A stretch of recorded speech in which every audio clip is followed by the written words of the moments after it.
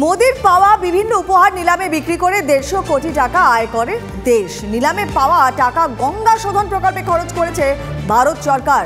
প্রধানমন্ত্রী মোদি তার দেশ সেবার নিদর্শন হিসেবে এই ব্যবস্থাই গ্রহণ করেন।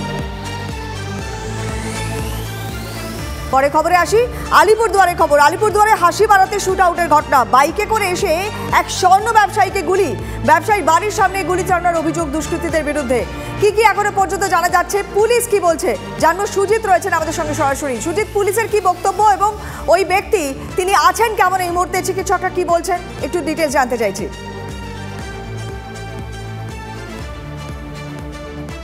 ওই স্বর্ণ ব্যবসায়ী হাসিমারা বায়ুসেনা ছাউনিতে ভর্তি রয়েছেন, হাসপাতালে ভর্তি রয়েছেন।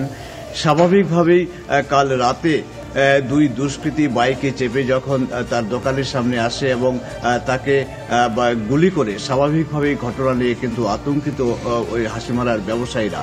এ ব্যাপারে আমরা পুলিশের সঙ্গে কথা বলেছিলাম। পুলিশ তদন্তের কাজ শুরু করেছে।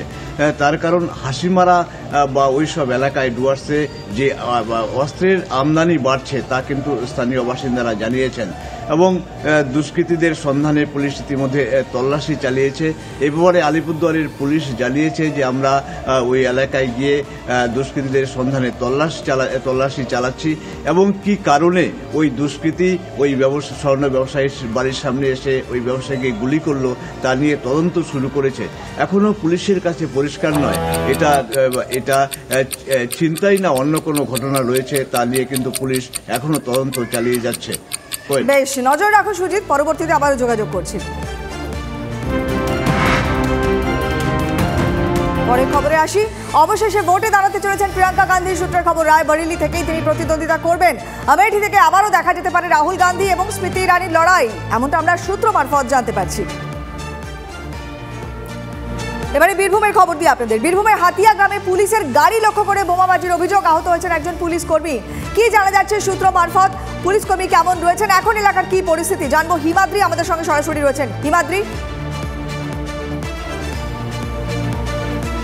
দেখো, গতকাল রাতে পুলিশ গোপন সূত্রে খবর পায় যে ওই গ্রামে একটি জায়গায়, হাতিয়া গ্রামের একটি জায়গায় নকল সোনার কয়েন বিক্রি হচ্ছিল এবং পাশাপাশি অস্ত্র বা বোমা জাতীয় কিছু তৈরি হচ্ছিল। পুলিশ যখন সেখানে অভিযান চালায় তখন কিন্তু পুলিশকে লক্ষ্য করে এলোপাথারি বোমা ছোড়া হয়, এমনটাই অভিযোগ।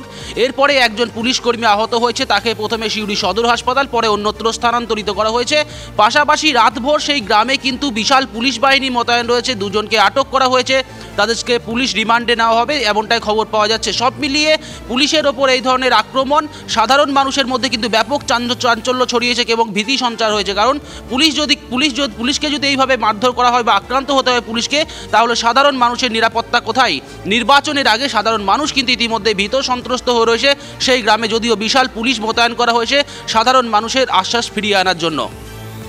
বেশ, নজর রাখো।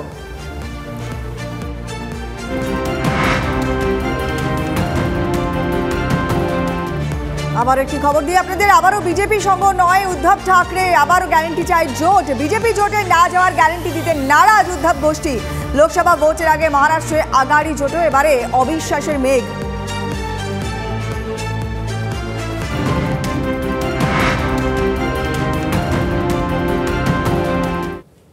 পরে খবরে আসি। 5 দিনের দাম বাড়ল প্রায় 2200 টাকা। জিএসটি সহ কলকাতাতে 24 ক্যারেট সোনার দাম দাঁড়ালো 68,000। 22 ক্যারেটের হলমার্ক সোনা এবং 62,000 টাকা পেরিয়ে গিয়েছে। গত 7 দিনে কম বেশি 2,500 টাকা দাম বেড়ে যাওয়াটার রেকর্ড। কেন হঠাৎ করে এতটা বেড়ে চলেছে সোনার দাম? প্রতিবারই এই প্রশ্নটাই ঘুরে ফিরে আসে, কিন্তু সোনার দাম কমার বদলে হু হু করে বেড়েই চলেছে।